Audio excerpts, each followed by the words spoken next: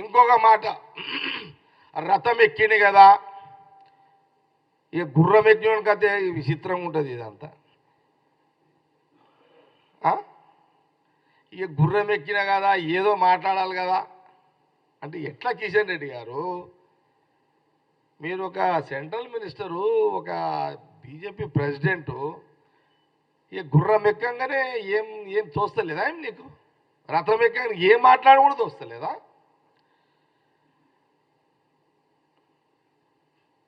ఇప్పుడు మా ఇన్ఛార్జీల మీద నువ్వు ఏదో కామెంట్ చేసినావు, ఠాకూర్ గారి మీద. స్టెప్ బై స్టెప్ వస్తా, అది సెకండ్ స్టెప్ వస్తా మీది. ఫస్ట్ స్టెప్ ఏంటంటే, ఠాకూర్ గారి మీద, ఠాకరే గారి మీద, దీపా మున్షి గారి, మా ముగ్గురు ఇన్ఛార్జీల మీద నువ్వు కామెంట్స్ నువ్వు చేసినావు.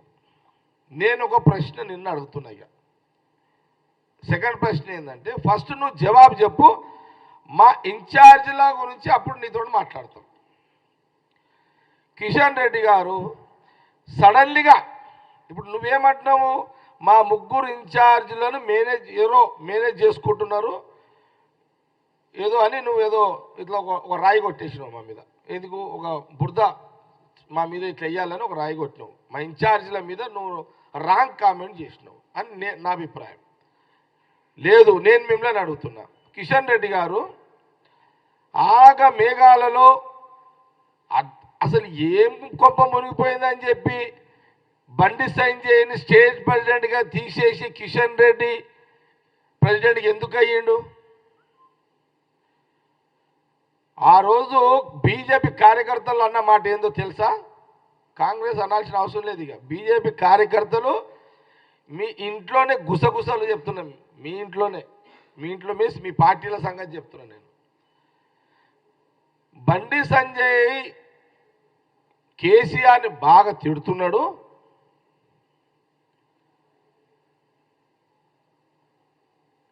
అది కాంగ్రెస్కి బాగా లాభమవుతున్నది, కేసీఆర్కి నష్టమవుతున్నది. ఇతను తప్పించి